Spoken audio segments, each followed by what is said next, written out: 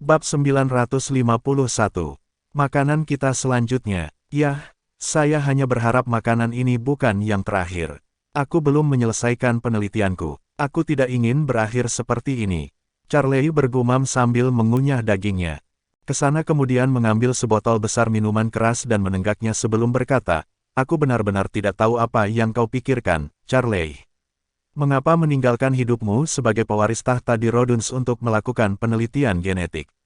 Sekarang, lihatlah apa yang terjadi padamu.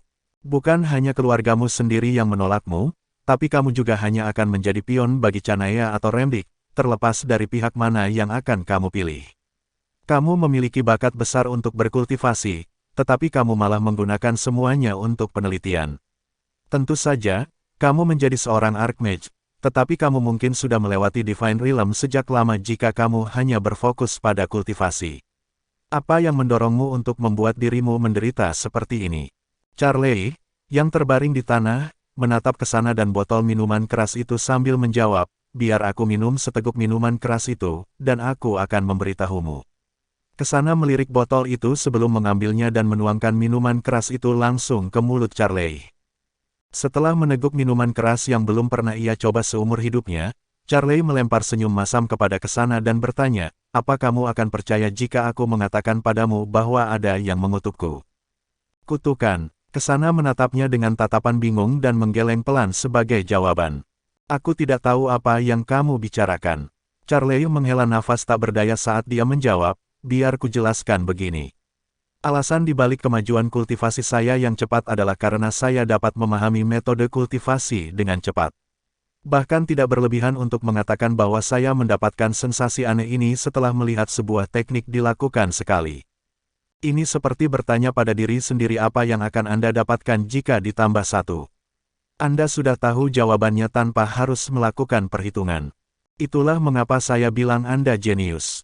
Sayang sekali kamu tidak memanfaatkan bakatmu itu dengan baik," seru Kesana sambil mengingat masa mudanya saat dipaksa meminum darah suci dan berlatih dengan keras. "Ini tidak seperti yang saya inginkan. Bakat ini justru yang mengutuk saya. Dulu saya hanya seorang pria yang berbakat dalam kultivasi, tetapi seorang kultivator yang kuat datang ke Rhoduns sebagai tamu ketika saya berusia 14 tahun. Dia mengatakan kepada kami bahwa pengobatan modern telah membuktikan genetika sebagai faktor penentu perkembangan umat manusia, dan dia mengusulkan agar kami menggunakan teknologi genetika untuk menyaring semua gen khusus yang dimiliki oleh para kultivator. Setelah itu, kita bisa memodifikasi gen embrio sehingga mereka akan lahir dengan potensi untuk dibudidayakan." Charlie berseru dengan gigi terkatup rapat. Matanya terbelalak seakan-akan mengingat sesuatu yang menakutkan saat ia melanjutkan, "Anda tidak tahu bagaimana proposalnya membuka pintu penelitian saya. Dulu saya adalah orang yang sombong dan arogan yang ingin menjadi nomor 1 dalam segala hal. Ketika saya mendengar bahwa tidak ada seorang pun yang menerapkan teori yang diusulkan oleh kultivator tersebut, saya merasakan dorongan yang kuat untuk melakukannya. Saya kemudian melakukan penelitian tentang teknologi genetika dan tidak bisa menghentikan diri saya sama sekali. Apakah Anda benar-benar berpikir bahwa saya tidak pernah mempertimbangkan untuk melewati alam ilahi sebelum melakukan penelitian saya? Asal tahu saja, seseorang harus mengatasi setan batin mereka untuk mencapai alam ilahi. Milikku adalah keinginan untuk menyempurnakan penelitian genetikku, yang jelas merupakan tugas yang mustahil." Kesana sedikit terkejut saat melihat urat-urat di dahi Charlie menonjol karena frustrasi. Dia menyadari fakta bahwa seseorang harus mengalahkan setan batinnya sebagai bagian dari kesengsaraan ilahi, tetapi dia tidak pernah berpikir bahwa itu adalah penelitiannya tentang teknologi genetik. Meskipun dia tidak tahu apa itu teknologi genetik, dia bisa mengerti mengapa kemampuan untuk menghasilkan kultivator alam Grandmaster adalah keterampilan yang luar biasa untuk dimiliki. Jika tidak, Canaya dan Remdik tidak akan berusaha keras untuk mendapatkannya.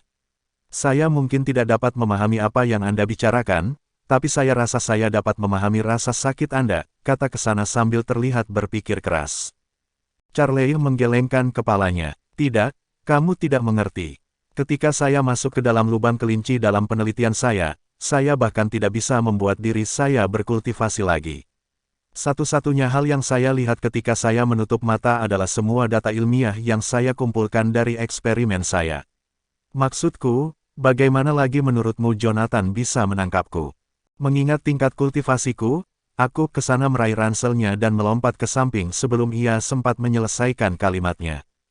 Boom! Dia baru saja menyeret Charlie ke samping ketika sebuah kapak perang raksasa meluncur di langit dan mendarat tepat di tempat mereka berada sedetik yang lalu.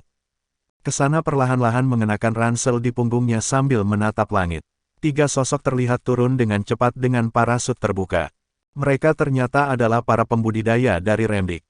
Kurasa kau tidak bisa melarikan diri sekarang, ke sana. Charlie berkata sambil tersenyum kecut ketika melihat ketiga sosok itu turun dari langit. Diam. Aku akan pastikan aku memenggal kepalamu jika aku gagal melarikan diri. Kesana membentak pria itu sambil memasukkannya ke dalam ranselnya, hanya menyisakan kepalanya saja. Dengan pedangnya yang patah di tangan, Kesana kemudian berlari secepat kakinya melawan seorang kultivator alam dewa, tapi melawan 3 kultivator alam dewa pada saat yang sama jelas di luar kemampuannya. Ini Kesana, saat ini saya sedang dikejar oleh 3 pembudidaya alam dewa. Apa yang kalian lakukan di kantor Asura? Cepat kirim bala bantuan ke sana. Kesana jelas tidak senang dengan kantor Asura. Sudah hampir 4 jam sejak aku mengungkapkan lokasiku. Secepat apapun Remdik menindaklanjuti informasi itu, mereka seharusnya tidak lebih cepat dari Canaya. Mengapa mereka mengalahkan orang-orang kita? Apakah Canaya tidak peduli jika Charlie dan saya berhasil keluar hidup-hidup? Sedikit yang dia tahu, dia berada dalam situasi itu justru karena kantor Asura terlalu peduli dengan kelangsungan hidup mereka. Hades menyuruh Zakari menghubungi Sirius saat dia mengetahui lokasinya.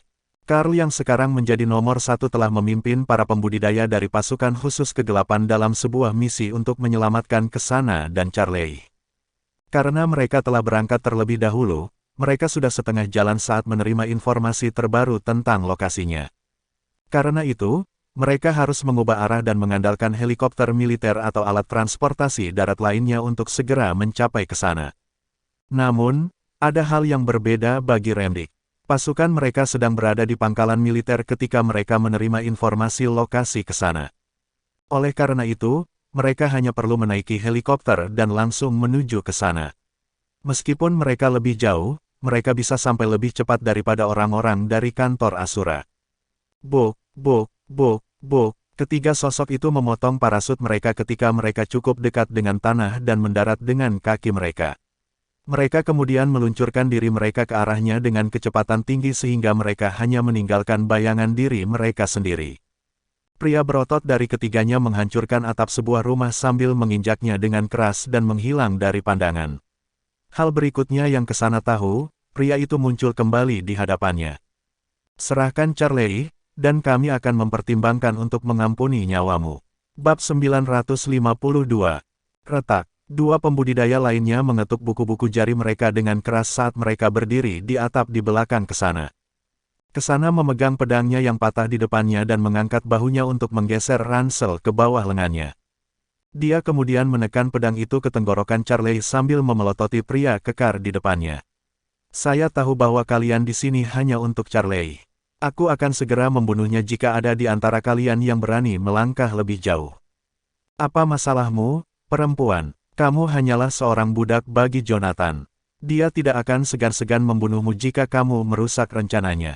Charlie memprotes. 2 kultivator lainnya hanya tersenyum pada Kesana sambil perlahan mendekatinya dari kedua sisi. Takut dengan langkah berani mereka, Kesana menekan pedangnya dan menyebabkan darah mengalir keluar dari tenggorokan Charlie. Aku akan membunuhnya sungguhan, teriaknya dengan dingin. Charlie ketakutan setengah mati saat itu. Jangan mendekat, kalian, wanita gila ini benar-benar akan membunuhku. Teriaknya sekuat tenaga. Benarkah begitu? Kalau begitu, bunuh saja dia. Lihat saja nanti. Pria kekar yang berada di depan menjawab sambil menyeringai. Ding! Kesana melompat ke udara dan menggunakan pedangnya yang patah untuk menangkis peluru yang datang dari samping. Dia kemudian melemparkan 2 pedang patah lagi ke arah 2 pembudidaya di kedua sisi. Meskipun terlihat seperti satu bilah, bilah yang patah itu sebenarnya adalah satu set yang terdiri dari 7 bilah terpisah. Zebedi membiarkan kloningannya menggunakan 7-8 bagian dari pedang yang patah saat melawan Jonathan, dan dia hampir bisa mengalahkan Jonathan dengan strategi tersebut. Sementara Kesana tidak dapat menggunakan bilah yang patah dengan cara yang sama seperti Zebedi, dia menemukan beberapa trik untuk itu. Kesana melompat mundur dengan menggunakan dampak dari benturan kedua pedang itu, hanya untuk melihat kedua pria itu meluncurkan dua serangan lagi ke arahnya dari sisi kiri. Ding, ding, Kesana dengan mudah menangkis kedua pedang yang patah itu sebelum menyingkirkannya. Mata Charlie membelalak saat ia memelototi ketiga pria di depan mereka. Apa kalian kesini bukan untuk menyelamatkanku? Mereka tidak mengincar ke sana ketika mereka melemparkan kedua pisau itu. Mereka mengincar kepala dan jantungku. Meskipun bidang eliksirnya rusak dan kultivasinya hilang, Charlie masih seorang Archmage dan dapat dengan jelas merasakan niat membunuh mereka. Menyelamatkanmu. Pria kekar itu tertawa kecil sambil memutar kapak perang yang berat di tangannya. Perintah kami hanya untuk mencegah Canaya mengambilmu, jadi aku tidak mengerti mengapa kami harus menyelamatkanmu. Itu tidak mungkin, Charlie berseru setelah mendengar kata-kata pria kekar itu. Aku tidak menyimpan data itu di fasilitas penelitian, jadi semua data dari penelitianku ada di kepalaku. Aku diam-diam membantu Remdik memproduksi 3.000 tentara rekayasa biologis sebelum ini. Jadi itu akan sangat mengubah peluang kemenangan mereka. Aku bisa mengerti jika mereka ingin membunuhku saat itu, tapi aku telah menggunakan sebagian besar tentara hasil rekayasa genetika itu untuk menangkap Jonathan dan melanjutkan penelitianku. Jonathan telah membunuh hampir 1.000 dari mereka, jadi mengapa SAR ingin aku mati?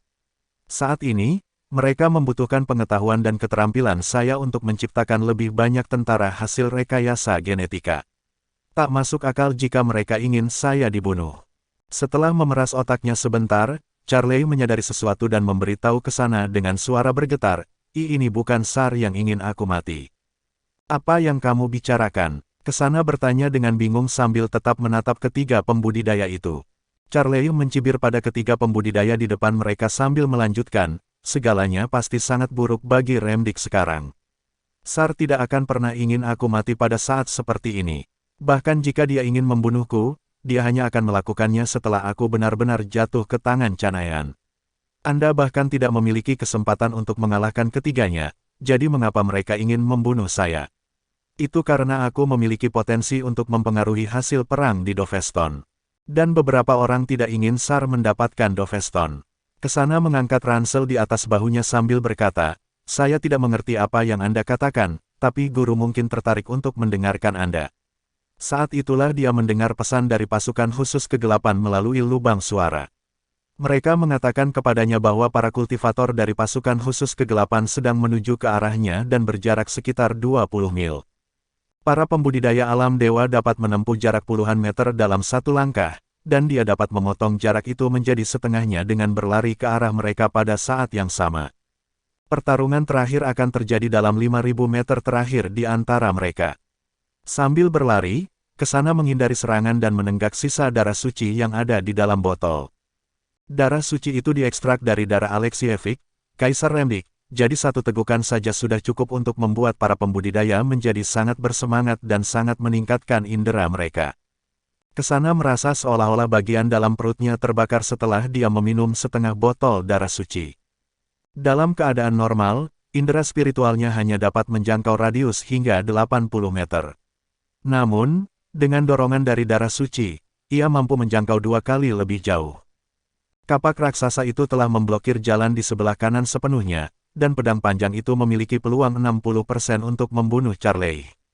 Dengan mengingat hal itu, Kesana mempertahankan ekspresi tanpa ekspresi di wajahnya saat ia berlari ke arah sisi kirinya. Pedang panjang itu kemudian terbang melewati bahunya dan menusuk tepat ke bangunan di depannya. Kesana kemudian berbalik dan melemparkan pedang yang patah ke arah tenggorokan orang ketiga. Raut wajahnya berubah saat dia melihat pedang itu. Dia dengan cepat meletakkan kedua tinjunya di depannya dan menggunakan sarung tangannya untuk menangkis pedang yang patah. Ketiga pembudidaya alam dewa tidak menyangka Kesana akan melawan sama sekali, jadi mereka semua bingung saat melihat apa yang dia lakukan. Apa kau sudah gila, Kesana? Apa kau pikir kau bisa melawan kami bertiga sendirian? Aku tidak bisa. Namun, menurut analisaku, kalian bertiga bisa dengan mudah membunuhku dengan serangan yang terkoordinasi dengan baik jika aku terus berlari. Jika aku melawan, setidaknya aku bisa menyulitkan kalian dengan indera spiritualku yang telah ditingkatkan, jawab Kesana dengan jujur. Ketiga pembudidaya itu tertawa terbahak-bahak saat mendengarnya. Benarkah begitu? Santuari baru saja menjadikanmu kultivator alam dewa belum lama ini. Apa yang membuatmu berpikir kau punya apa yang diperlukan untuk mengalahkan kami? Bab 953.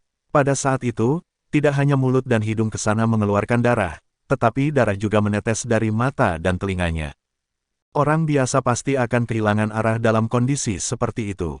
Untungnya, orang yang berada di atas alam Mahaguru masih dapat mengandalkan indera spiritualnya. Kesana memejamkan mata dan mengembangkan indera spiritualnya, membiarkannya mengalir keluar seperti air yang mengalir deras. Dia memampatkan indera spiritualnya, yang cukup kuat untuk menjangkau sekitar 150-160 meter, untuk bekerja hanya dalam radius 60 meter di sekelilingnya. Distribusi indera spiritual yang begitu padat semakin meningkatkan persepsi Kesana terhadap lingkungannya. Meskipun dia tidak dapat mendengar atau melihat apapun, dia benar-benar dapat merasakan nafas dan detak jantung dari trio di depannya dalam keadaan ekstrim tersebut. Tubuh Kesana disegarkan oleh khasiat darah suci yang kuat. Pada saat itu, setiap tarikan nafas yang ia ambil dengan cepat menguras vitalitasnya. Ada yang tidak beres dengan wanita itu. Ayo kita bunuh dia. Setelah pria parubaya yang kekar itu meraung, ketiga pembudidaya remdikian berlari ke depan ke arah Kesana.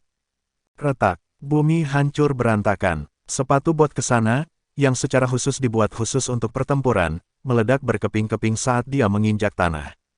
Bahkan setelah menggunakan darah suci untuk memperkuat tubuhnya, Kesana tidak berani menganggap enteng serangan tiga kultivator alam dewa.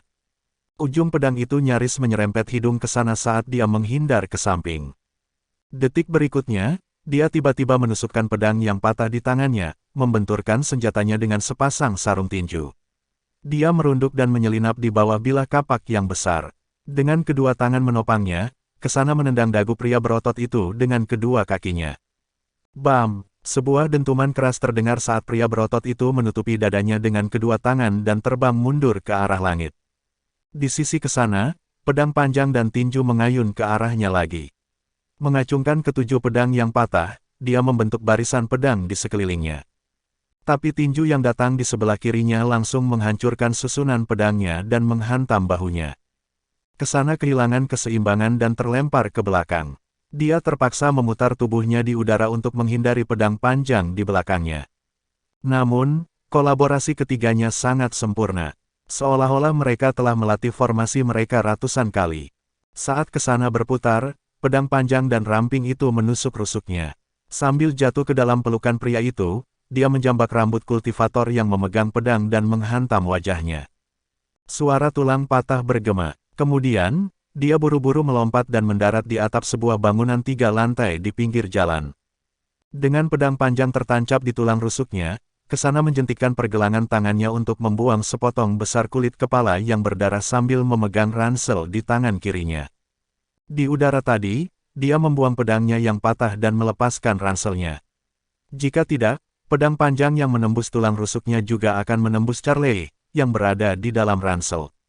Ketiganya yang berada di tanah menatap Kesana dengan takjub. Santuari adalah eksistensi yang dapat menanamkan keterkejutan dan rasa tertekan pada setiap orang yang pernah mendengar tentang organisasi tersebut. Namun, sebagian besar kultivator remdikian menganggap organisasi itu dengan jijik.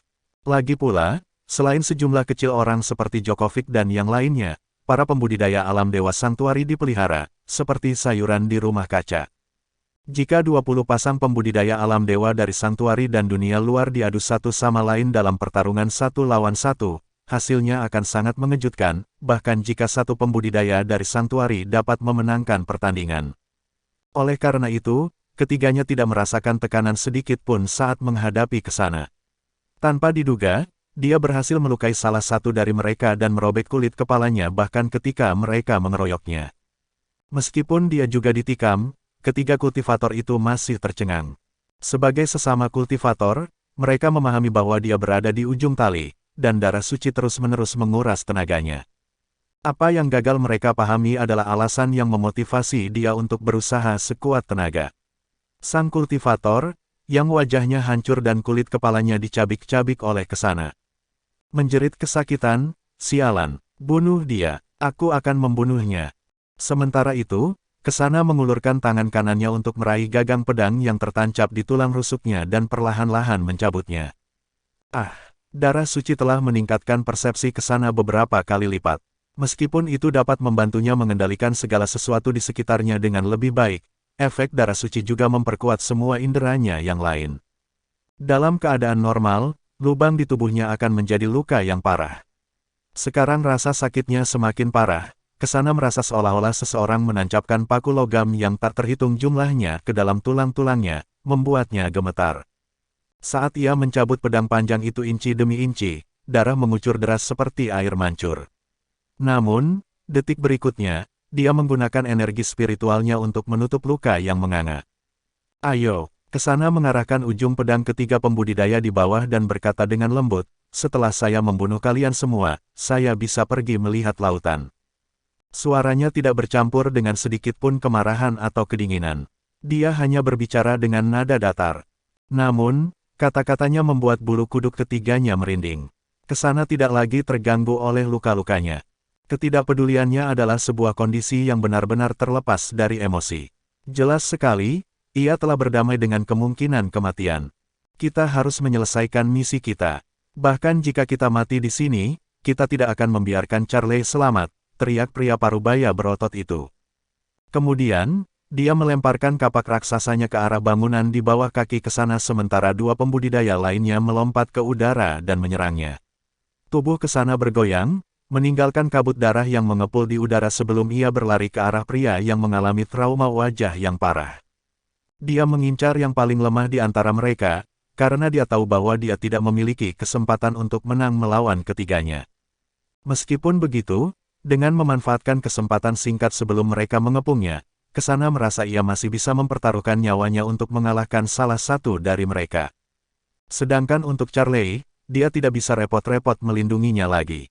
Karena kata-kata Jonathan, yang mendesaknya untuk berpegang teguh pada kehidupan dan melihat semua hal indah yang ditawarkan dunia, Kesana telah membawa Charlie sampai ke Merania, tetapi dia pikir dia hanya bisa bertahan di sini.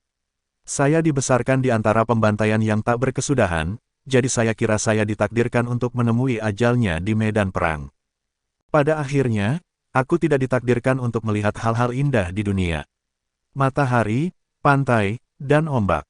Mungkin surga dan neraka benar-benar ada, tetapi Kesana tidak tahu di mana dia akan berakhir setelah kematiannya. Diberi kesempatan untuk terlahir kembali sebagai manusia, satu-satunya harapan saya adalah kehilangan bakat untuk berkultivasi. Menjadi orang biasa yang menjalani kehidupan biasa sepertinya pilihan yang cukup bagus juga. Dentang, saat pedang mereka bertabrakan, dia mengulurkan tangan untuk memegang pedang lawannya. Dengan memanfaatkan sedikit perlawanan yang ditemui oleh pedangnya saat memotong jari-jarinya, dia menundanya sepersekian detik dan menebas lehernya dengan pedang panjangnya. Sayangnya, tepat ketika dia akan berhasil, sebuah tinju yang dijiwai dengan tekanan spiritual yang sangat besar membelah udara dan mendekat dari sisi kirinya, menghantam bahunya dengan keras. Bab 954. Hanya dengan satu pukulan, pedang di tangan kanan Kesana terlempar keluar, meleset dari leher target kurang dari setengah inci. Namun, tubuhnya terlempar ke kejauhan, menabrak sebuah mobil di sampingnya. Meskipun dalam situasi genting, Kesana masih menggunakan sisa tenaganya untuk mendarat dengan posisi telentang. Charlie adalah manusia biasa dan tidak memiliki energi spiritual. Oleh karena itu, jika dia menggunakannya sebagai perisai, dia tidak akan memiliki energi spiritual yang melindungi organ-organ tubuhnya dan akan langsung hancur karena benturan yang sangat keras.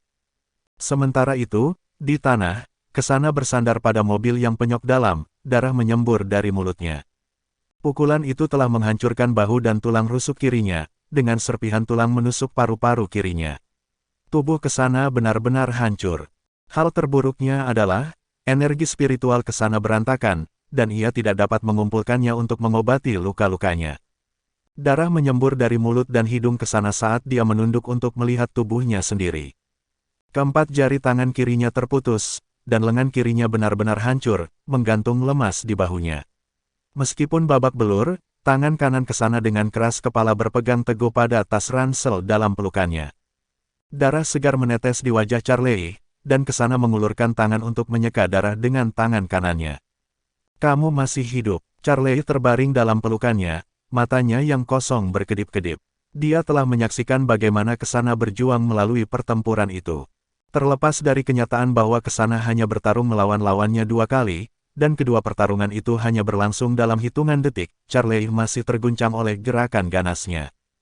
Jelas sekali bahwa Charlie adalah orang yang menjadi sasaran, sehingga Kesana bisa saja lolos tanpa cedera hanya dengan meninggalkannya di belakang. Oleh karena itu, Charlie bingung mengapa ia memilih untuk tetap tinggal dan melindunginya dalam situasi yang berbahaya. Apakah dia terlalu menganggap dirinya hebat, sehingga dia menjadi agen yang sangat diperlukan dalam perang? Namun, tidak masuk akal jika Kesana, seorang mesin pembunuh, akan mengabdikan kesetiaannya kepada Chanaya maupun Remdik. Sulit juga bagi Charlie untuk percaya bahwa Kesana secara membabi buta mengikuti perintah Jonathan. Kontrak budak hanyalah alat untuk memanipulasi hidup dan mati seseorang, dan tidak ada sihir yang mengikat yang akan mengakhiri hidup mereka jika mereka berani melanggar kontrak.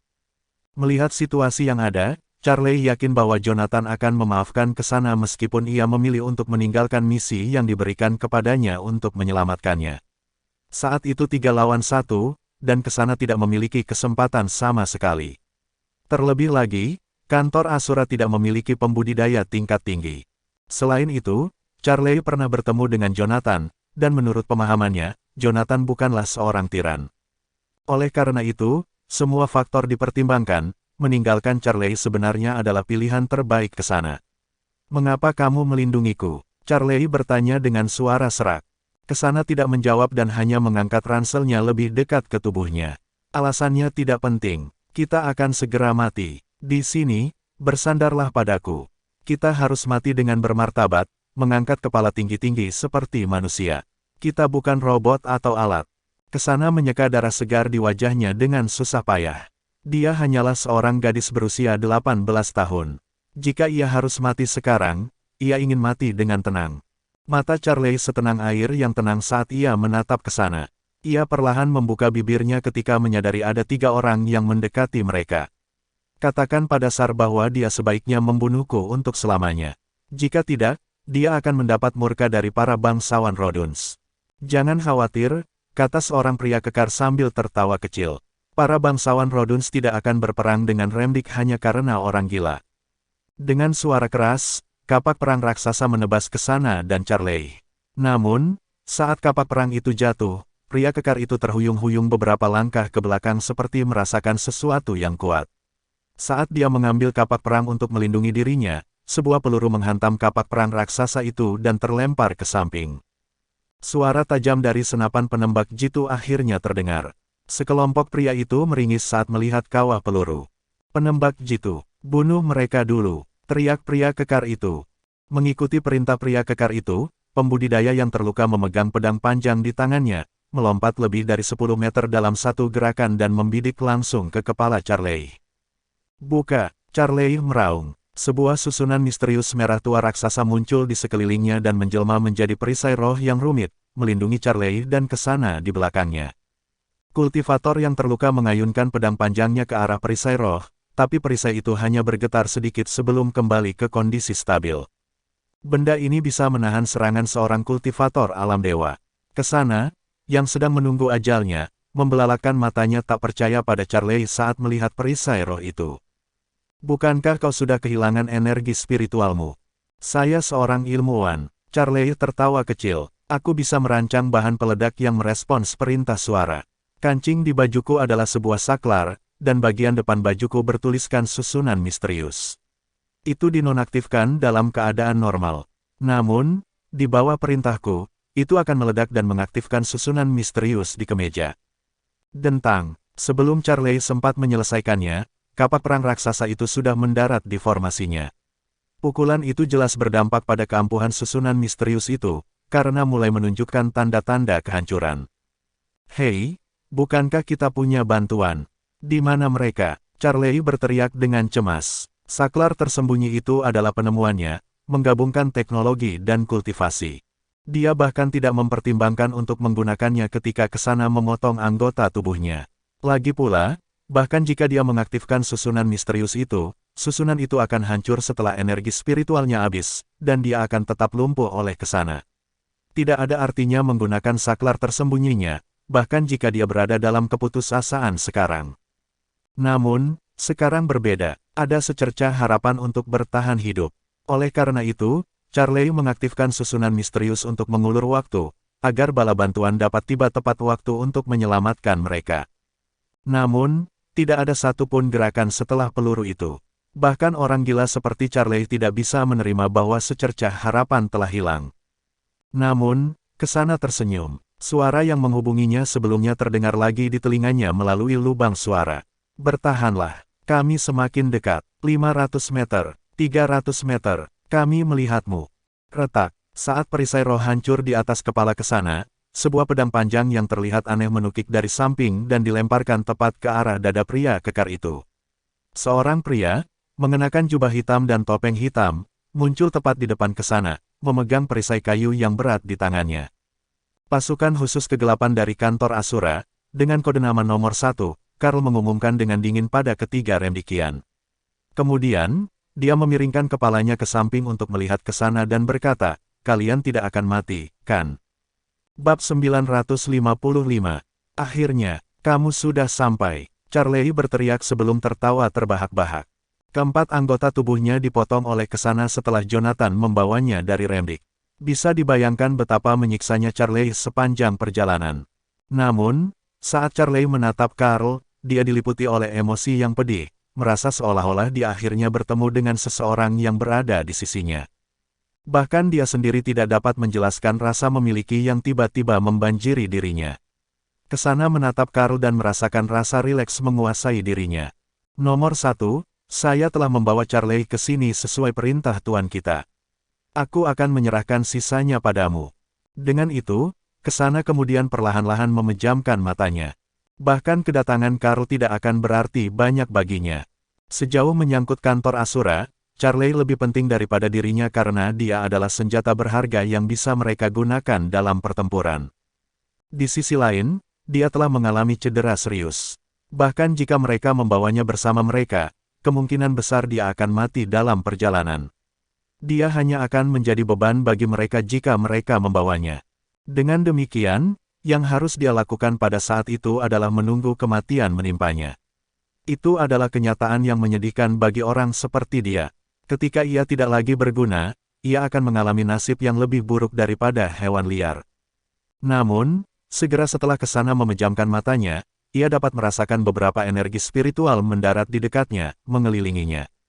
Pada saat yang sama, ia dapat merasakan orang-orang mendekatinya, berjongkok dan merawat luka-lukanya. Dia adalah seorang kultivator alam dewa, dan energi spiritualnya dalam keadaan kacau sehingga dia tidak bisa lagi menekan lukanya. Kita harus menghentikan pendarahannya sesegera mungkin. Seorang manusia dengan semua anggota badan dan satu telinga terpotong. Luka dalamnya tidak serius, tapi luka luarnya telah terinfeksi parah. Lengan kiri yang terluka telah hancur total. Tidak ada kemungkinan untuk diperbaiki. Bahu kirinya benar-benar hancur. Dia telah kehilangan banyak darah dan perlu menjalani operasi sekarang. Keempat kultivator alam suci berlutut di samping Kesana dan Charlie dan mulai memeriksa luka-luka mereka, sama sekali tidak menghiraukan ketiga kultivator dari Remdik. Sambil memegang perisai dan pedangnya, Karl berdiri di depan mereka berdua. Energi spiritualnya melonjak dengan liar, dan dia siap untuk melawan mereka bertiga. Di mana para pembudidaya alam dewa lainnya? Meskipun Charlie tidak dapat memahami apa yang dibicarakan oleh para pembudidaya tentang luka-lukanya, dia tahu bahwa mereka hanya berada di alam Grandmaster. Karl menjawab dengan acuh tak acuh, hanya kami yang ada di sini untuk saat ini. Apa? Charlie menatap Karl dengan bingung. Kamu adalah satu-satunya pembudidaya alam dewa di sini. Bagaimana kau akan mengalahkan mereka bertiga? Kau bukan Jonathan, kau tahu. Siapa yang bilang aku akan melawan mereka? Karl menarik napas dalam-dalam sebelum berkata dengan dingin, misiku adalah mengeluarkan kalian berdua dari Merania. Kalian berdua adalah prioritas utama kami, dan kami akan melakukan apa saja untuk melindungi kalian, bahkan jika itu berarti mengorbankan nyawa kami. Tembakan senapan sniper memecah ketenangan pada akhirnya. Kedua belah pihak tidak mengatakan apa-apa satu sama lain. Tiga pembudidaya dari Remdik menyerbu Karl secara bersamaan. Sekarang, teriak Karl. 18 pembudidaya yang mengelilinginya menggerakkan tangan mereka dengan cepat, dan bendera emas yang besar muncul di tangan mereka. Energi spiritual berkelok-kelok di antara ke-18 bendera itu, menghubungkan mereka. Akhirnya, bendera-bendera itu membentuk sangkar segitiga dan menjebak 3 kultivator alam dewa di dalamnya. Dengan menggunakan senjata mereka, ketiga kultivator mencoba memecahkan kurungan, tetapi semua usaha mereka hanya menyebabkan kurungan bergetar sedikit sebelum stabil kembali. Sementara itu, ke-18 pembudidaya melepaskan gerakan tangan sambil menikam pecahan batu roh ke tanah dalam urutan tertentu. Mereka sedang membangun formasi pengumpulan energi yang paling dasar. Apa yang mereka lakukan? Tanya Charlie sambil melihat dengan heran. Karl menoleh ke arah mereka berdua dan berkata, mereka menggunakan diri mereka sendiri sebagai fondasi untuk membentuk formasi jebakan Sumerbang Abis untuk menahan mereka. Sebagai seorang Archmage yang terampil, Charlie secara alami berpengalaman dalam formasi. Meskipun mungkin ada beberapa perbedaan antara formasi Adrune dan Upload, namun pada dasarnya masih sama. Sekali lihat, Charlie dapat mengetahui bahwa formasi Sumerbang Abis hanyalah tumpang tindih dari 6 formasi yang serupa. Bagian terburuk dari formasi itu adalah penggunaan manusia sebagai fondasinya.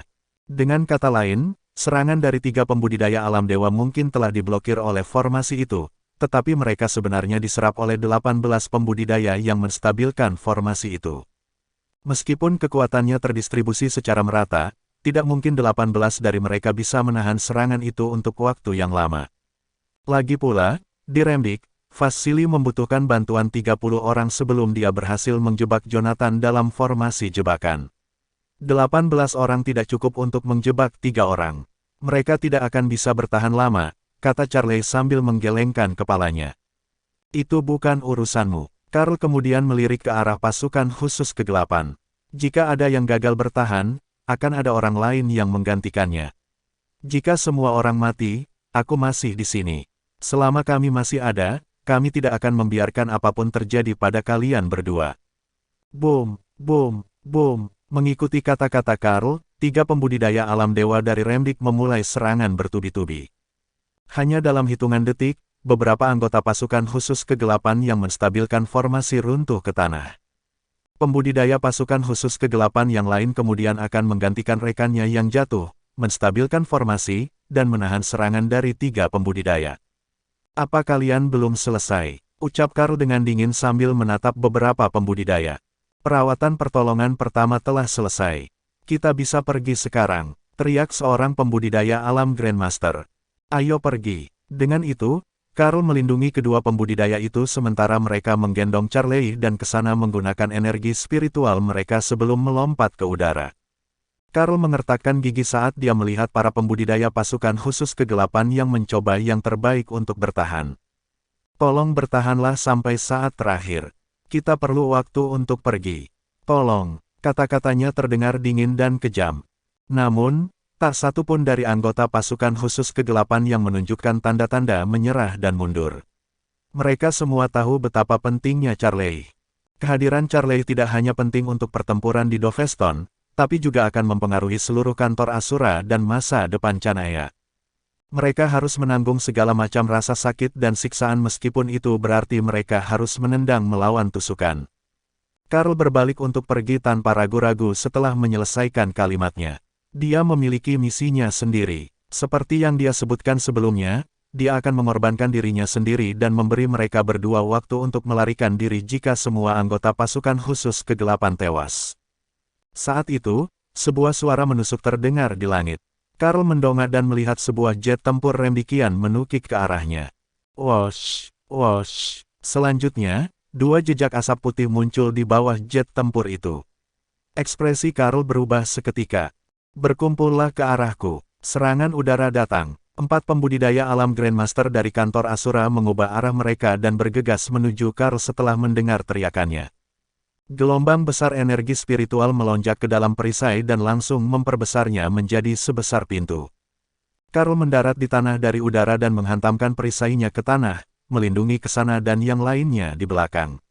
Namun, segera setelah perisainya menusuk tanah, gelombang kejut yang terlihat mengalir ke arah mereka dan memusnahkan semua yang ada di sekitarnya.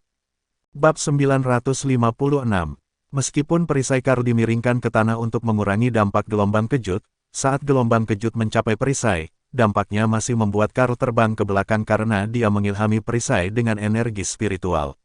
Tanpa energi spiritual, perisai itu menyusut hingga seukuran telapak tangannya. Charlie dan yang lainnya yang berada di belakang perisai juga terpengaruh oleh gaya dorong dan terlempar ke belakang. Selamatkan mereka, Karl berteriak di udara, dan energi spiritual di tangannya berubah menjadi tangan raksasa, mencengkeram Charlie. Keempat pembudidaya alam Grandmaster bekerja sama untuk menenun jaring besar yang terbuat dari energi spiritual di udara untuk menangkap ke sana dan mematahkan kejatuhannya. Bawa mereka pergi, temukan tempat perlindungan serangan udara bawah tanah. Karl berteriak sambil memanggil perisainya. Pasukan khusus Dark nomor 1, Freddy, saya butuh peta detail area sekitar. Pada saat ini, Freddy telah menjalin kontak dengan 8 Raja Perang di Harfush. Mengerti. Berdiri di dek komando, Freddy melihat ke arah tim pertama. Tim pertama, bagikan peta rincin area dalam jarak 5 km dari nomor 1. Tandai tempat perlindungan serangan udara bawah tanah terdekat serta rute terbaik dari lokasi nomor 1 ke tempat perlindungan sekarang juga. Mengerti. Mengumpulkan peta Kusban di Merania. Menentukan lokasi 5 tempat perlindungan serangan udara bawah tanah di daerah tersebut. Rute tercepat ditemukan. Pembagian selesai. Sebuah peta muncul di monitor di lengan Karl dan yang lainnya dengan garis hijau tebal yang menandai rute ke tempat perlindungan serangan udara bawah tanah terdekat yang berjarak kurang dari 50 meter. 450 meter dari barat daya. Ada tempat parkir bawah tanah. Cepat, Karl berteriak kepada orang-orang di belakangnya. Mendengar itu, para pembudidaya alam Grandmaster tidak ragu-ragu dan berlari menuju arah yang disebutkan Karl. Sementara itu, jet tempur di langit telah menyelesaikan pendakiannya, berbalik arah, dan hendak menukik lagi. Cari gedung untuk bersembunyi dulu. Freddy, aku ingin kau menghubungi Hades. Karl berteriak. Aku Hades. Bicaralah. Suara Hades terdengar dari lubang suara taktis Karl. Hades, kami sudah mendapatkan Charlie dan ke sana. Aku ingin mengkonfirmasi posisi kita dengan Remdik. Kita ingin Charlie dan ke sana hidup-hidup, tapi mereka ingin membunuh mereka. Jika kita tidak melawan mereka, kita semua akan mati di sini. Karl berteriak pada Hades. Saat dia berbicara, 2 ledakan keras terdengar di sekelilingnya. Saat itu, Hades sedang duduk di kantornya di Harfush.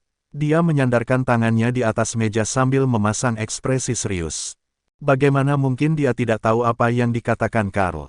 Ada banyak pertimbangan yang perlu dipertimbangkan untuk memastikan keselamatan seseorang dalam situasi yang mengerikan ini. Namun, sangat mudah untuk membunuh seseorang karena semua mesin perang, senjata, baju besi, jet tempur, dan rudal semuanya dikembangkan demi pembantaian dan pemusnahan. Hanya perlu bom karpet peluru kendali untuk melenyapkan Charlie, seperti bagaimana Hades mengerahkan tentara timur sebelum ini. Jika rudal jarak menengah Angkatan Darat Timur ditembakkan secara bersamaan, mereka akan dapat melenyapkan seluruh Merania, belum lagi beberapa pembudidaya Remdikian. Namun, perang besar-besaran akan terjadi jika mereka benar-benar melakukannya. Terlepas dari kenyataan bahwa dia bertekad untuk berhasil dengan cara apapun, Hades masih mengalami dilema ketika dia tahu bahwa keputusan apapun yang dia buat akan mempengaruhi kehidupan puluhan ribu orang. Hades, Anda tidak punya banyak waktu untuk membuat keputusan. Seorang gadis berambut pendek yang mengenakan jaket kulit yang pas duduk di seberang Hades, menatapnya dengan acuh tak acuh. 1 jam yang lalu, jet tempur Angkatan Darat Zaidam sudah lepas landas dan sekarang berjarak kurang dari 100 mil dari Kusban. Jika kita mengirim pasukan ke medan perang sekarang, kita bisa menundukkan pasukan militer Remdikian dan mengulur waktu bagi nomor 1 dan yang lainnya untuk mundur. Jika kita terus ragu-ragu, bahkan jika nomor 1 dan yang lainnya tidak terbunuh oleh jet tempur Remdikian, para pembudidaya Remdikian akan mengejar mereka dari belakang. Pada saat itu, semua pengaturan yang kalian buat untuk 8 zona perang utama hanya akan menjadi pertunjukan. Hades mengepalkan tangannya dan meninju meja kayu itu, menghancurkannya saat terkena benturan. Leslie, tahukah kau bahwa perang bukanlah permainan yang kau mainkan di simulator? Para prajurit ini bukan hanya sekelompok angka yang berada di bawah kendalimu. Mereka adalah manusia yang hidup dan bernapas. Jika saya menyatakan perang sekarang, setidaknya 300.000 tentara akan bergegas ke medan perang. Tahukah Anda berapa banyak keluarga yang akan hancur? Tidak ada yang benar atau salah dalam perang. Anda mengatakan semua itu karena Anda tidak ingin menjadi orang berdosa yang memberi perintah. Menyerahkan kantor Asura padamu mungkin merupakan keputusan terburuk yang pernah dibuat Jonathan. Leslie berdiri dan memelototi Hades dengan dingin. Dengan itu, Leslie menarik napas dalam-dalam sebelum melanjutkan, Anda memanggil saya ke sini untuk menjadi penasihat Anda, bukan? Kalau begitu, biar ku beritahukan padamu. Jika kamu tidak menyatakan perang sekarang, pasukan khusus kegelapan pasti akan dilenyapkan. Kemudian, Leslie berbalik dan meninggalkan kantor. Hades menatap sosok Leslie yang mundur, dan matanya memerah. Leslie benar, dia ahli dalam menyusun strategi dan menyampaikan perintah, dan dia telah memanggilnya ke sini untuk membantunya menilai situasi di medan perang. Leslie telah menyatakan penilaiannya. Haruskah saya menyatakan perang? Jika saya tidak menyatakan perang, pengorbanan pasukan khusus kegelapan pasti tidak akan terhindarkan. Semua usaha Jonathan akan sia-sia. Namun, jika saya menyatakan perang, tidak ada jaminan bahwa kita akan menang. Apapun hasilnya, ini akan membutuhkan pengorbanan puluhan ribu nyawa. Suara tumit Leslie bergema di telinga Hades. Tak satu pun dari para raja perang yang mengatakan apapun di saluran publik. Semua orang menunggu perintah Hades. Beberapa detik ini terasa seperti berabad-abad bagi Hades. Saat Leslie keluar dari kantor, tubuh Hades menjadi lemas seolah-olah dia telah kehilangan semua kekuatannya, dan dia merosot ke kursinya. Jeremy, Raja Perang Barat, dengarkan perintahku. Jet tempur Angkatan Darat Zaidam akan segera memasuki medan perang dan menyerang jet tempur Remdikian. Mengerti, Jeremy menjawab dengan tenang. Ribuan mil jauhnya di Merania, jet tempur Angkatan Darat Zaidam, yang masih mengawal Angkatan Darat Susona, tiba-tiba menuju ke arah utara dengan suara gemuruh yang memekakkan telinga. Di lapangan, Kane juga telah mengeluarkan perintah militer kepada Angkatan Darat Susona untuk maju dengan kecepatan penuh. Sementara itu, Dorian telah mengumpulkan pasukan Misona dalam persiapan untuk bertempur. Saat Hades memberikan perintahnya, Dorian juga mengirimkan sinyal ke arah Merania. Jika Merania berani bergerak, dia sendiri yang akan memimpin pasukannya dan melancarkan serangan ke negara itu. Manajemen 8 zona perang utama di Canaya selalu tahu bahwa perang ini akan terjadi suatu hari nanti. Namun, mereka selalu berasumsi bahwa perang hanya akan dimulai setelah mereka menyelesaikan masalah terkait tentara Yaleviu dan 8 keluarga terhormat. Mereka tidak pernah menyangka bahwa musuh pertama kantor Asura adalah Remdik karena kemunculan Charley. Bab 957. Sementara itu, Jonathan meringkuk seperti bola di dalam bagasi truk, tidak tahu apa yang terjadi di luar. Yang dia rasakan hanyalah bahwa perjalanannya semakin berguncang. Ketika dia mengintip keluar melalui celah kecil, dia menyadari bahwa dia sedang melakukan perjalanan melintasi dataran luas padang rumput keemasan. Saat itulah Jonathan tahu bahwa dia berada di wilayah Merania. Namun, dia masih tidak berani mengeluarkan alat komunikasinya. Saat ini, sebagian besar unit militer dilengkapi dengan peralatan pengujian anti-pengintaian. Lokasinya akan terungkap dalam waktu kurang dari 1 menit, jika ia menyalakan alat komunikasinya saat itu juga. Meskipun pasukan tentara junior yang terdiri dari manusia biasa tidak akan menjadi ancaman bagi Jonathan, para pembudidaya yang masuk yang telah mendengar berita itu pasti akan membuatnya dalam bahaya. Selain itu, dia juga merasakan beberapa aura dari kultivator alam suci di sekelilingnya beberapa saat yang lalu. Di masa lalu, Jonathan dapat dengan mudah melenyapkan para kultivator alam suci itu. Namun, keadaannya yang kuyu dan lemah saat ini menunjukkan sebaliknya. Meskipun dia belum tentu terbunuh di tempat jika dia dikepung oleh pembudidaya alam Mahaguru, mereka kemungkinan besar akan dapat mengulur waktu dan meminta dukungan dari para pembudidaya alam dewa. Oleh karena itu, Jonathan tidak punya pilihan lain selain diam di dalam bagasi untuk melindungi dirinya sendiri. Sementara itu, di dalam kendaraan komando yang terletak di tengah konvoi, beberapa pembudidaya alam dewa mengerutkan kening sambil membaca peta di tangan mereka. Rumor mengatakan bahwa kantor Asura di Canaya telah mengeluarkan perintah untuk melepaskan tembakan. Kita harus bergegas ke pinggiran Kusben dan bertemu dengan kekuatan utama unit militer selatan dalam 2 jam. Sampaikan perintah saya sekarang dan suruh semua orang dalam keadaan siaga, bersiaplah untuk memasuki zona perang, perintah seorang pria berjenggot di dalam kendaraan komando. Siap, jawab bawahannya tanpa ragu-ragu sebelum menyampaikan perintahnya. Kemudian, pria berjenggot itu mengerutkan alisnya sambil menatap keluar jendela. Namanya Giovanni, kepala garnisun di selatan Balachov. Seminggu yang lalu, seluruh pasukan Remdikian Barat telah bersiap untuk berperang. Setelah kemunculan Jonathan di Balachov, mereka mulai mengumpulkan kekuatan.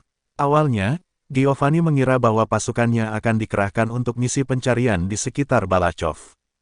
Ia tak menyangka menerima perintah 3 hari lalu untuk menuju ke selatan dan kemudian memasuki Merania. Lebih dari 10 garnisun lain juga telah menerima instruksi yang sama seperti yang diterimanya. Seperti namanya, tugas utama garnisun adalah menjaga, mempertahankan, dan memberikan perlindungan pada daerah yang ditugaskan. Tugas garnisun sangat penting dalam menjaga keamanan dalam negeri, terutama di negara besar seperti Remdik. Pasukan mereka belum pernah dimobilisasi seperti ini sebelumnya. Bahkan, ketika aliansi EPA Barat ikut campur dalam peperangan di EPA Tengah beberapa tahun yang lalu dan mengancam keamanan wilayah Barat Remdik, zona perang Barat di Remdik hanya mengerahkan Angkatan Darat Laut Dalam dan Angkatan Darat Udara.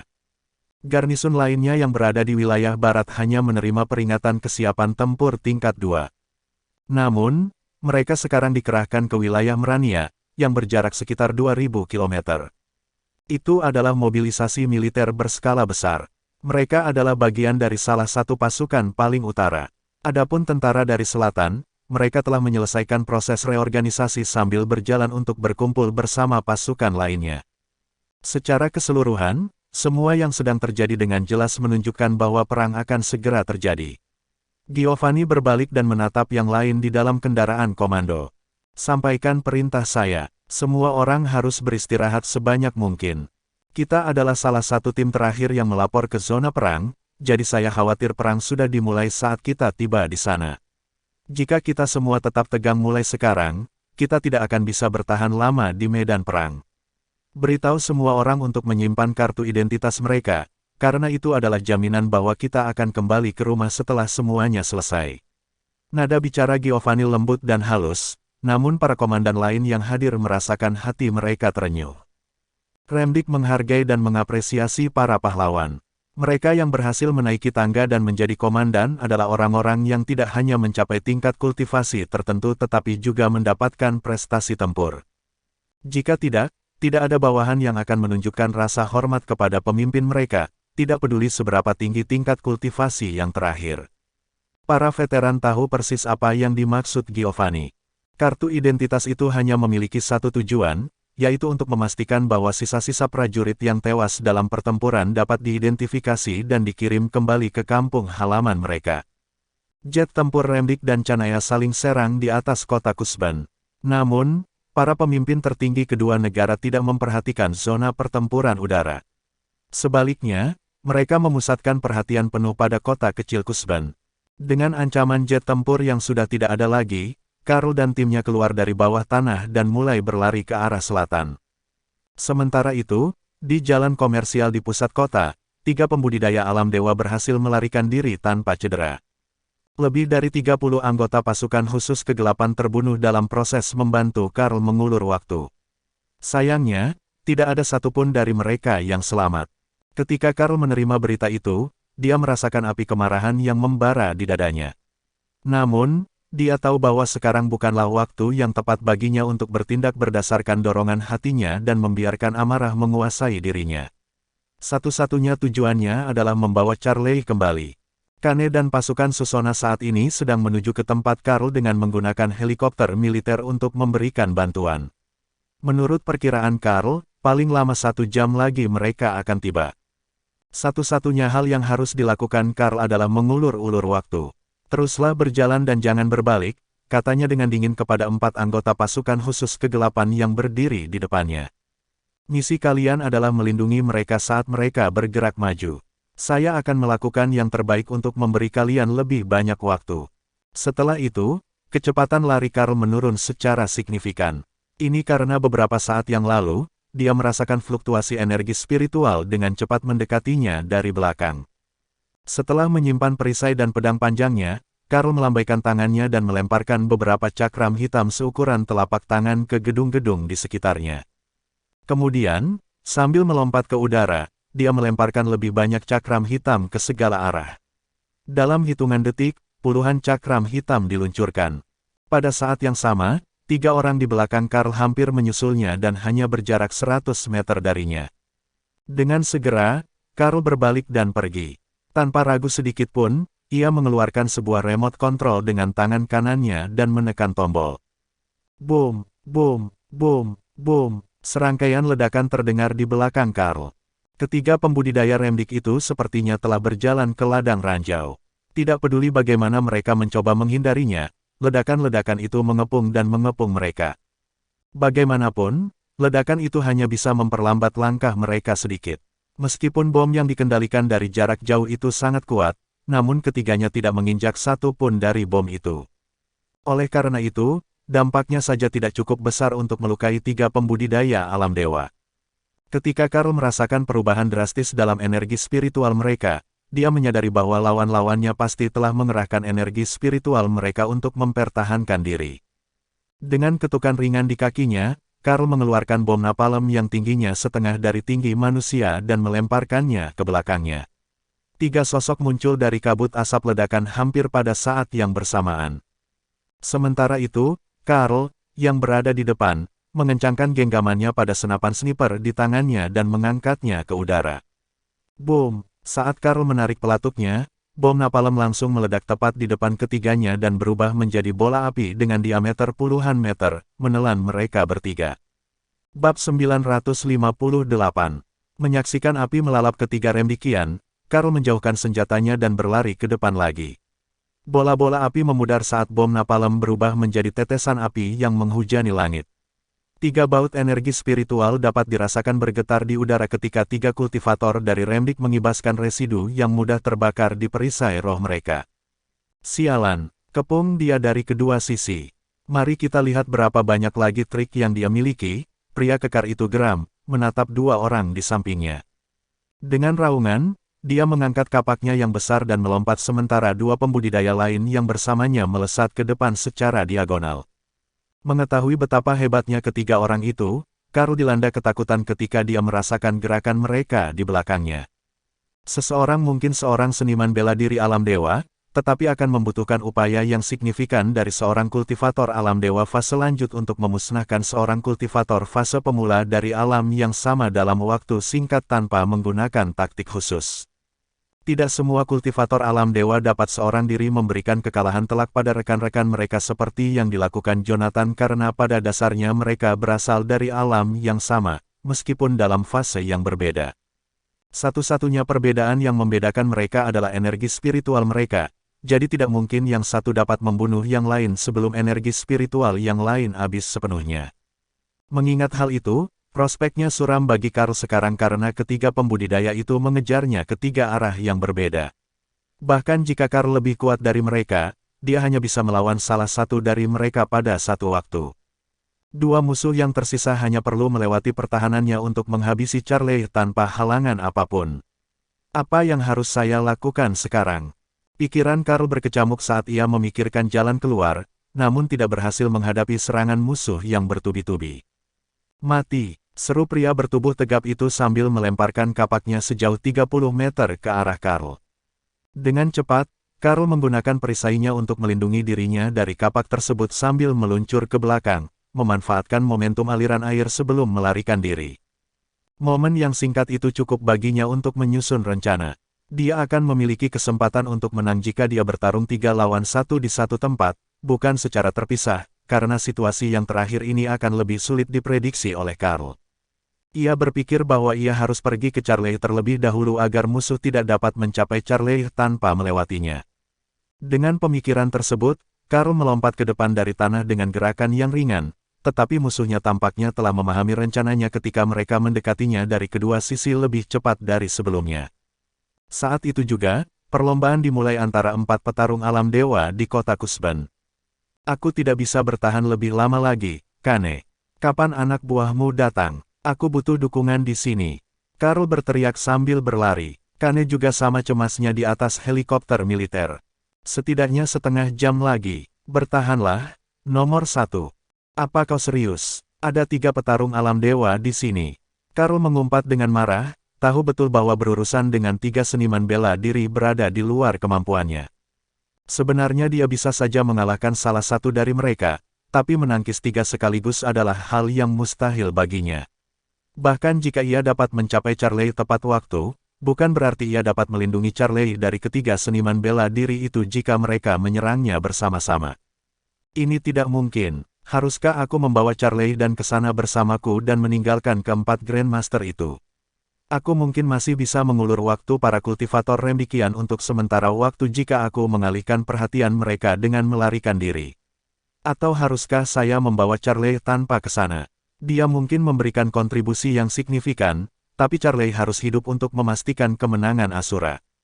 Pikiran Karl berantakan, mengirimkan gelombang energi spiritual yang bahkan dapat dirasakan oleh 4 orang di depannya dari jarak ratusan meter. Dilihat dari kekuatan energi spiritual yang mereka rasakan, musuh-musuh hanya butuh beberapa detik untuk mengejar mereka yang berada di depan.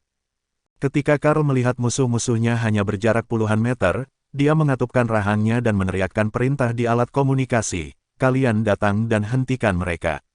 Serahkan ke sana dan Charlie kepada saya." Karl dapat merasakan jantungnya berhenti dan dadanya sesak saat dia menyuarakan kata-kata itu, karena bahkan 30 seniman bela diri dari Grandmaster Realm tidak dapat menghentikan 3 petarung Divine Realm, apalagi 4 Grandmaster. Perintahnya tidak berbeda dengan memberikan hukuman mati kepada keempat Grandmaster. Namun, 4 seniman bela diri di depan Karl tidak ragu-ragu ketika mereka menerima instruksi. Setelah sebuah ketukan di bawah kaki mereka melompat mundur, melewati Karl saat mereka menyerbu ke arah para kultivator Rembikian. Segera, Karl merasakan riak energi spiritual yang kuat dari belakang. Sebelum dia bisa bernapas, 2 gedebuk keras terdengar, disertai dengan ledakan energi spiritual yang mematikan yang bergetar dalam gelombang. Karl menatap ke depan, matanya kosong dan tidak fokus ketika kesadaran tentang apa yang telah terjadi menyadarkannya. Dia tidak percaya bahwa kedua Grandmaster yang melaksanakan perintahnya tanpa ragu-ragu baru saja menghancurkan diri mereka sendiri. Sebagai Grandmaster, mereka bisa saja menjadi raja di wilayah manapun di dunia, tetapi mereka memilih untuk mengorbankan nyawa mereka tanpa ragu-ragu untuk mengulur waktu bagi Karl. Namun, Karl tidak punya waktu untuk memikirkan hal itu, karena dia baru saja menyusul Charlie dan yang lainnya. Melihat Karl telah tiba, 2 Grandmaster yang tersisa mengerahkan energi spiritual mereka untuk mengirimkan Charlie dan ke sana kepada Karl. Bawa mereka kembali dengan selamat, nomor 1. Jangan biarkan kami mati sia-sia. Dengan itu, kedua kultivator itu mendorong diri mereka mundur ke belakang Karl. Tidak, boom. Karl jatuh berlutut di tanah ketika dia mendengar 2 ledakan memekakkan telinga yang mengikuti kepergian para pembudidaya. Ini tidak mungkin. Karl bergumam sambil perlahan-lahan menempatkan Charlie dan ke sana di tanah menggunakan energi spiritualnya sebelum mengepalkan tinjunya dengan keras hingga menancap ke tanah berbatu di bawahnya. Ini seharusnya tidak terjadi. Aku bahkan tidak mengetahui nama mereka. Wosh! Sementara Karl masih terjebak dalam rasa bersalah, 3 sosok mendarat di belakangnya. Ternyata ketiga pembudidaya itu tidak terluka oleh ledakan yang disebabkan oleh keempat Grandmaster ketika mereka meledakkan diri. Aku ingin tahu apakah kalian orang Canayan itu bodoh. Lucu sekali kalian rela mengorbankan nyawa demi tujuan yang sia-sia, cibir pria kekar Parubaya, Petrov Babanin, sambil membanting kapaknya ke tanah. Diam, Karl bergemuruh saat ia berdiri lagi. Tubuhnya bergetar karena marah saat melihat darah para Grandmaster di senjata mereka. Para Grandmaster itu dilatih oleh Jonathan dan dipanggil untuk melayani pasukan khusus kegelapan dalam keadaan darurat di 8 zona perang utama di bawah komando Karl.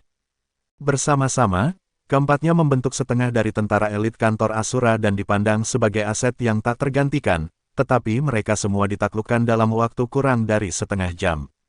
Kematian mereka sangat menyiksa Karl sehingga dia merasakan sesuatu yang meledak dari dalam dirinya seolah-olah akan menghancurkan tubuhnya menjadi beberapa bagian. Saya melakukan kesalahan di penjara Northern Crimson. Seharusnya aku yang mati, tapi aku hidup. 4 orang kultivator yang berkorban hari ini akan tetap berada di sini jika aku tidak mengirim mereka ke kematian mereka. Seharusnya aku yang mati. Merasakan seluruh tubuhnya kejang dalam kesedihan, Karl mencengkeram dadanya dengan erat sampai dia hampir merobeknya.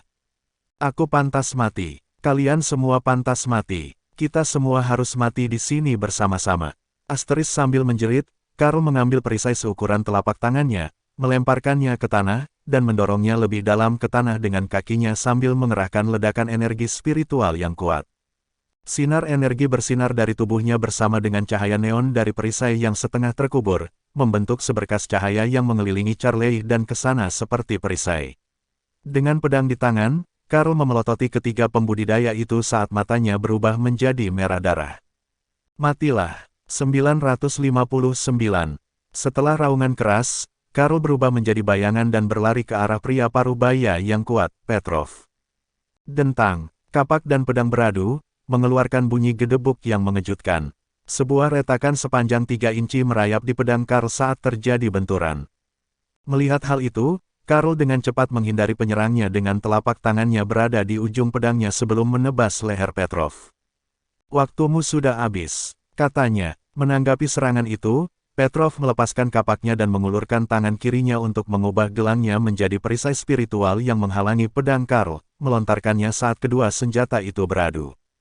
Swoosh! Pedang itu menyayat telapak tangan Karl, dan darah mengucur deras, tetapi Karl memanggil darahnya menjadi gerakan proyektil dan melumuri perisai musuh, menghalangi bidang penglihatan Petrov. Pada saat yang sama, tanah di bawah mereka retak dalam sebuah ledakan, tetapi Karl tidak gentar. Dia muncul di belakang musuhnya dengan gerakan cepat dan menancapkan pedangnya yang patah ke jantung Petrov. Namun, pembudidaya remdikian lainnya yang membawa pedang panjang muncul entah dari mana dan mematahkan pedang Karl. Karl dengan cepat meraih pedang itu dan memanggil energi spiritualnya, menciptakan awan energi yang naik dari telapak tangannya untuk membentuk baju besi. Masih memegang erat pedang lawannya, Karl menyentakkan pedang itu ke belakang dengan tarikan yang kuat dan menendang pangkal paha pria itu. "Ambil ini," serunya saat kaki kanannya bersarang di antara kedua paha pria itu. Dua orang itu terpental karena kekuatan dari kontak tersebut, namun Karl berhasil mendarat dengan posisi merangkak dan segera menerjang ke depan lagi seperti binatang buas. Kemudian, Petrov membidik kepala Karl dan mengayunkan kapaknya. Dia sudah kehilangan akal sehatnya. "Dia hanya mencoba mengulur waktu kita," Petrov berteriak, mengayunkan kapaknya berulang kali di udara untuk menangkis serangan Karl yang terus-menerus. Meski merasa frustrasi, Petrov tahu bahwa ini bukan waktunya untuk terbawa oleh impulsnya, jadi dia menatap kedua rekannya dan memerintahkan, "Misi kita adalah membunuh Charlie. Tak ada gunanya membuang-buang energi kita untuk orang gila ini. Bunuh mereka."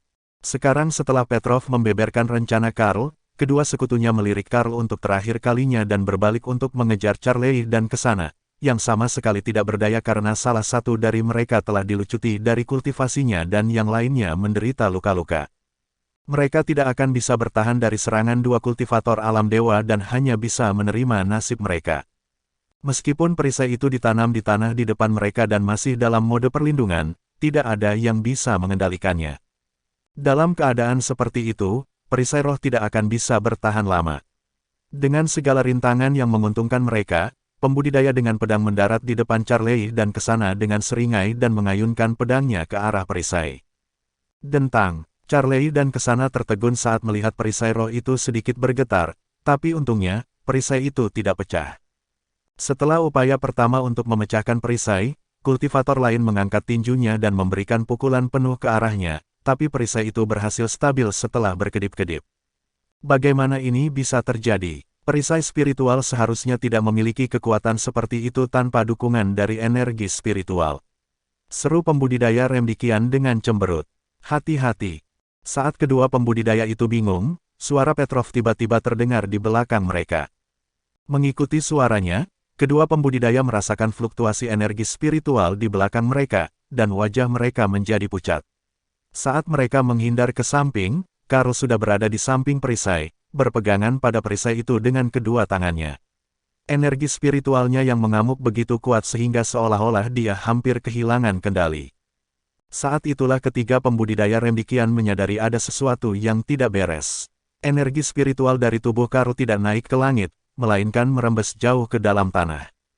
Untuk mengetahui apa yang sedang terjadi, mereka menggerakkan indera spiritual mereka dan terjun ke bawah kaki Karl. Ekspresi mereka berubah ketika mereka menyadari bahwa energi spiritual Karl membentuk sesuatu seperti sabuk sutra yang menempel pada perisai yang tertanam di tanah. Mereka tersadar bahwa Karl terus-menerus menyalurkan energi spiritualnya ke perisai tersebut, meskipun ia tampak kehilangan akal sehatnya dan menyerah untuk melindungi Charlie dan kesana. Mereka mengira Karl pasti telah mengamuk karena dia benar-benar mengabaikan darah yang mengalir dari balik topengnya dan terus mentransfer energinya ke perisai. Meskipun transmisi energi seperti itu dapat dilakukan selama masih dalam lingkup kemampuan seorang kultivator, hal itu akan menguras orang tersebut secara besar-besaran karena transmisi yang stabil membutuhkan setidaknya 3 kali lipat energi spiritual yang diambil oleh senjata itu sendiri. Selain itu, kelemahan terbesar dari hal tersebut adalah energi spiritual seseorang harus terus terhubung dengan senjata tersebut untuk mengendalikannya. Kultivator akan mengalami dampak langsung melalui meridian mereka jika terjadi serangan terhadap senjata tersebut. Oleh karena itu, 2 serangan yang dilancarkan oleh para pembudidaya remdik terhadap perisai barusan secara tidak langsung telah melukai Karl, mengganggu energi spiritual di dalam tubuhnya. Tidak hanya akan menyebabkan dia terluka parah, tapi juga bisa menghancurkan medan energinya sepenuhnya, membuatnya cacat selama sisa hidupnya, tapi semua ini tidak ada artinya bagi Karl, yang tidak lagi peduli dengan hidupnya. Dia siap menghadapi kematiannya. Setelah kematian para pembudidaya dari pasukan khusus kegelapan, rasa bersalah dan kesedihan yang dialami Karl telah berubah menjadi kehancuran dan niat membunuh yang mendominasi seluruh medan kesadarannya. Tepat pada saat itu, kesadaran Karl berada dalam kondisi gabungan antara kemarahan dan kejernihan. Itu adalah fenomena yang aneh. Kepekaannya terhadap lingkungannya meningkat, seperti yang terjadi pada Kesana setelah dia menenggak seluruh botol darah suci. Sekarang dia berada dalam kondisi di mana dia memiliki kendali penuh atas setiap elemen energi spiritual, darah, otot, dan tulangnya. Karl mengambil beberapa pil peremajaan roh dan melemparkannya ke dalam mulutnya. Sebagai seorang kultivator alam dewa, 1 pil saja sudah cukup untuk mengisi kembali setengah energi spiritualnya, apalagi 4-5 pil. Menelan 5 pil peremajaan roh sekaligus sama saja dengan merayu kematian. Selain Jonathan, hanya orang seperti Karl, seseorang yang telah kehilangan keinginan untuk hidup, yang akan cukup berani untuk melakukan hal itu.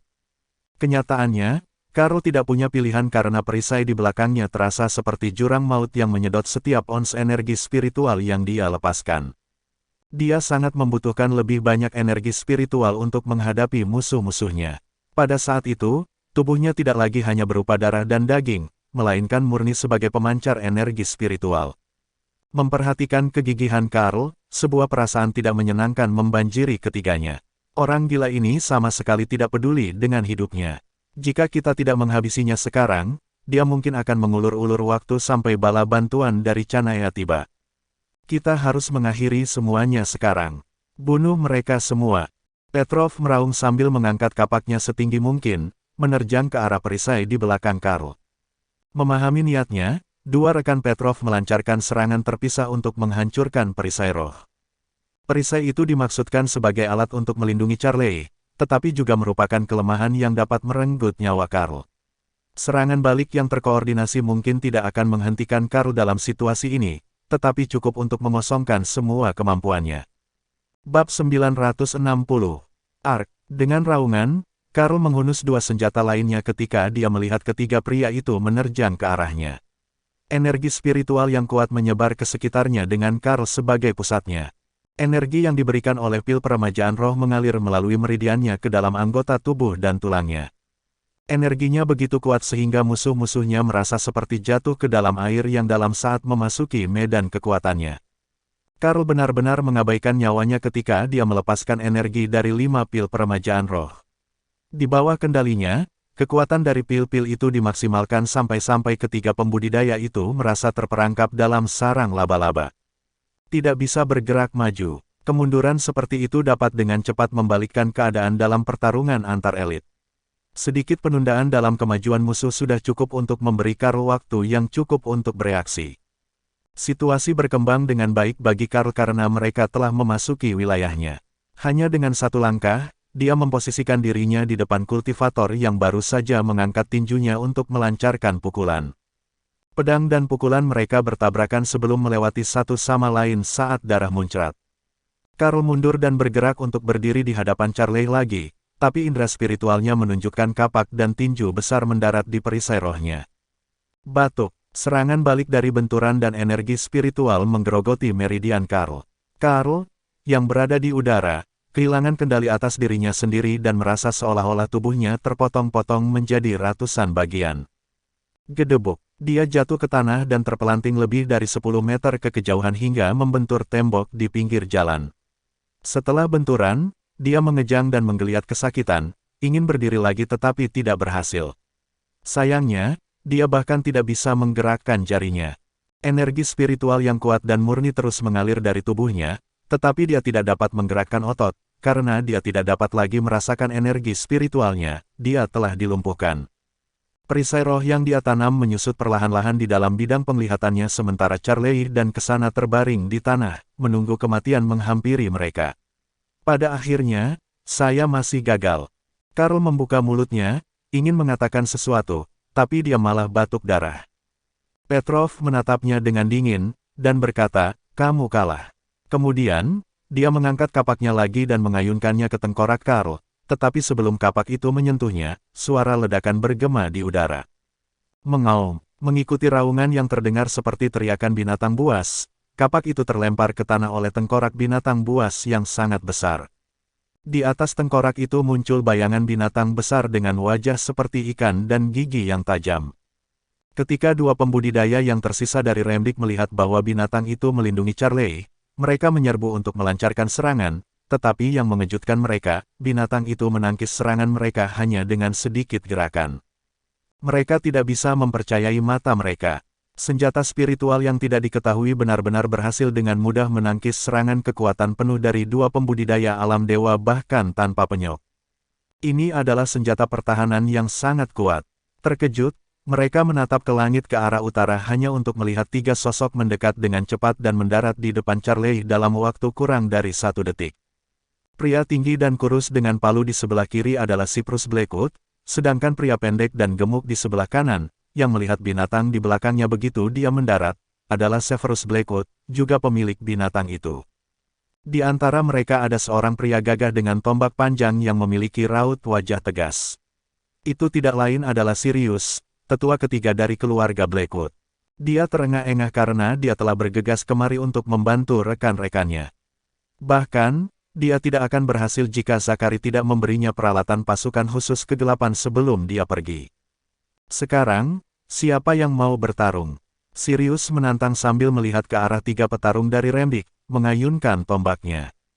Jadi, apa kalian dari kantor Asura? Petrov bertanya dengan jijik sambil menatap anggota keluarga Blackwood. Bagi para pembudidaya Remdikian, kantor Asura hanyalah sebuah departemen yang dijalankan oleh manusia dan memiliki sejarah yang tidak lebih dari 3 tahun. Bahkan keluarga-keluarga yang berkuasa di dalam Canaya tidak akan menganggap serius organisasi semacam itu. Namun, pada saat itu, mereka benar-benar berani melontarkan ancaman kepada Remdikian. Yang lebih membingungkan mereka adalah bahwa organisasi tersebut tampaknya memiliki banyak sekali pembudidaya alam dewa.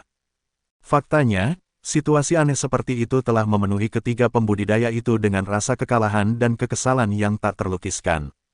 Saya yakin Anda bukan dari kantor Asura. Kami menilai kemampuan musuh kami sebelum melakukan operasi militer.